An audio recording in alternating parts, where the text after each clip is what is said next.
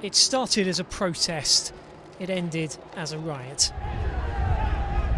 It's now the 7th day of strikes in France over new laws which push the minimum retirement age from 60 to 62. But here in the Paris suburbs, for many this is no longer about social reform, but a more general discontent with authority and a deeply unpopular government. I'm calling once again on Monsieur Sarkozy and his government to listen a little bit to what's going on. They have to listen a bit. We can't go on like this. We need to do it like demos in central Paris, demonstrations without rioters, because afterwards we just get taken for delinquents. Politicians will say we were just here to cause trouble and stir things up.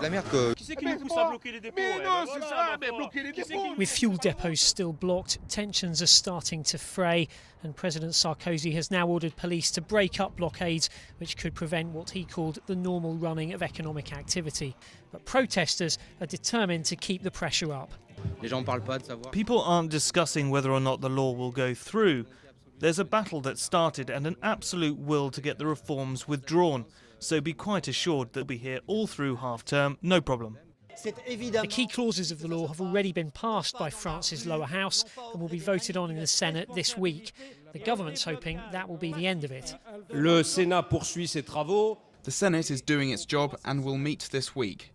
That means that in a few days, the retirement reforms will be the law of the land. Once voted into law, it will be down to us to work together to put it into effect. That could be easier said than done.